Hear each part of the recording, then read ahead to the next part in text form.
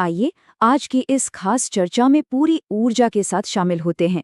आज हम प्राचीन ग्रंथों में छिपे उन गहरे राज और सत्य को उजागर करेंगे, जहां एक ऐसी कथा है, उस राजा की कहानी जिसने इस सृष्टि को बचाने के लिए खुद को पूरी तरह मिटा दिया। हम सभी के दिमाग में कुछ छवियां बिल्कुल बसी हुई हैं, जैसे महादेव के गले में लिपटा हुआ सर्प। पर क्या कभी किसी ने ये सोचा है कि यह सर्प आखिर है कौन? क्या ये सच में बस एक साधारण सा सांप है, या इसके पीछे कोई और ही कहानी छिपी है? असल में ये कोई साधारण जीव या केवल एक आभूषण बिल्कुल नहीं है। ये है नागलोक के महान राजा वसुकी। देखिए, इनके मस्तक पर वो चमचमाती हुई नागमणि है जो इनकी अपार शक्ति, न्याय और शासन का प्रतीक है। ये सच में एक बेहद शक्तिशाली राजा हैं। तो आइए इस विश्लेषण को आगे बढ़ाते हैं। पहला अध्याय, नागाराज वासुकी का परिचय। महर्षि काश्यप और माता कद्रु के पुत्र थे वासुकी। अब अगर हम इन दो महान भाइयों शेषनाग और वासुकी की तुलना करें ना, तो काफी दिलचस्प बातें सामने आती हैं। एक तरफ शेषनाग हैं, जो सबसे बड़े हैं, श्री विष्णु की शैया हैं और शक्ति तथा धैर्य का प्रतीक हैं। पर दूसरी तरफ है वासुकी, शिव के गले का हार बनने वाले नागाराज वासुकी, जो विशुद्ध रूप से त्याग और निस्वार्थ समर्पण के सबसे बड़े उदाहरण हैं। दूसरा अध्याय, शिव की अटूट भक्ति। यहाँ से इनकी कथा और भी रोचक हो जाती है। हिमालय की बर्फीली और जमने वाली ठंड में बिना अन्न जल के वासुकी ने कठोर तपस्या की। और सबसे कमाल की बात तो ये है कि जब भगवान शिव उनकी इस अटूट भक्ति से प्रसन्न होकर प्रकट हुए ना, तो वासुकी ने क्या मांगा?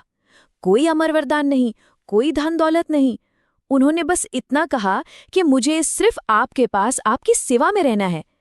ऐसी भक्ति जो सिर्फ देना जानती है, मांगना नहीं। अब आते हैं तीसरे अध्याय पर, समुद्र मंथन का महात्याग। त्रेता युग के उस समय की कल्पना कीजिए। सृष्टि को बचाने के लिए देवताओं और असुरों को मंदराचल पर्वत को मथने के लिए एक ऐसी रस्सी चाहिए थी जो किसी भी हाल में ना टूटे। और तब सिर्फ एक नाम आगे आया, वसुकी। सोचिए, एक तरफ देवता उनकी पूंछ खींच रहे थे, दूसरी तरफ असुर उनका सिर। पर्वत की रगड़ से उनका पूरा शरीर छिल रहा था। फिर भी इस पूरे ब्रह्मांड को बचाने के लिए उन्होंने चुपचाप उस असहनीय पीड़ा को सह लिया। इस मंथन से ऐसी ऐसी चमत्कारी और दिव्य चीजें बाहर आईं, जिन्हें देखकर सब दंग रह गए। कामधेनु गाय, उच्च श्रवस घोड़ा, ऐरावत हाथी, कल्प वृक्ष, मां लक्ष्मी और यहाँ तक कि खुद भगवान धन्वंतरी अमृत कलश लेकर निकले। लेकिन ये सब असंभव था उस एक राजा के बिना, जो पर्दे के पीछे शांति से अपना लहू बहा रहा था। पर सच बताएं, कहानी में असली मोड़ तो तब आता है जब अचानक समुद्र से हलाहल निकलता है।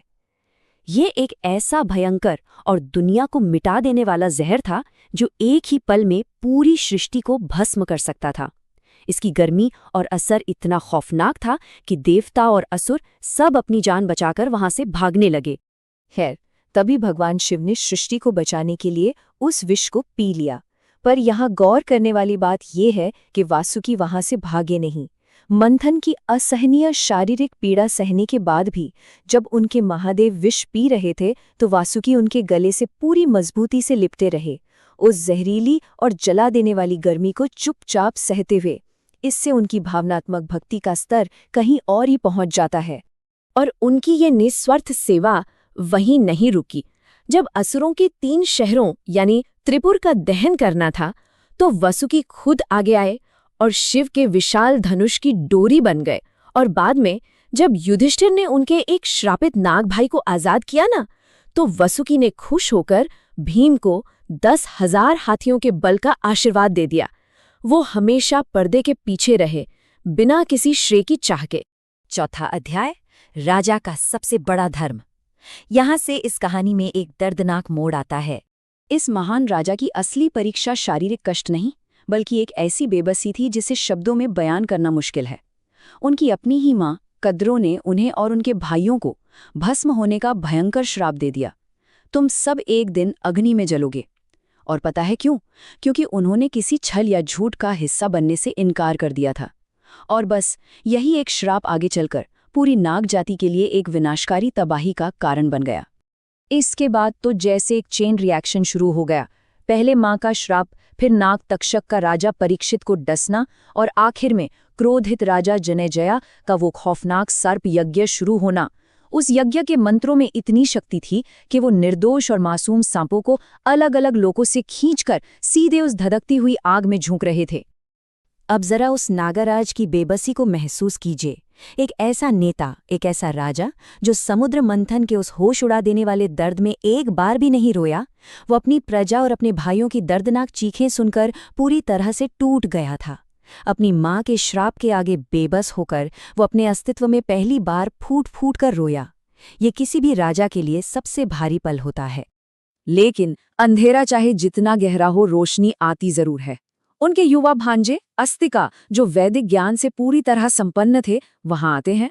उन्होंने अपने ज्ञान और वाणी से राजा जन्मेजय को इतना प्रभावित किया कि राजा ने उस विनाशकारी यज्ञ को वहीं रोक दिया। और उसके बाद का दृश्य देखिए, जब नागवंश बच जाता है तो इतने महान और शक्तिशाली राजा वसुकी पूरी विनम्रता से अपने उस छोटे से भांजे के चरणों में झुक जाते हैं। यही एक सच्चे नेता की पहचान है।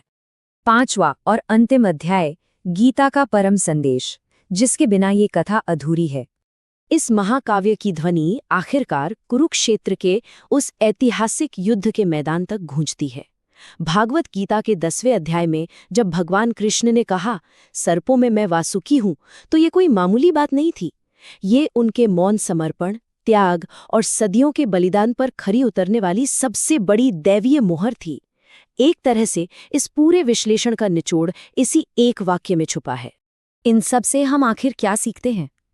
सच्ची भक्ति वही है जो बदले में कुछ भी पाने की उम्मीद ना रखे। एक सच्चा नेता वही है जो किसी भी हाल में अपनी प्रजा की ढाल बनकर खड़ा रहे। और सच्चा प्रेम तो वो है जो असहनीय दर्द के बीच भी अपने प्रिय का साथ कभी ना छोड़े। ये सिर्फ एक प्राचीन पौराणिक कथा नहीं है, बल्कि बेहतर जीवन जीने का एक बिल्कुल शाश्वत रास्ता है।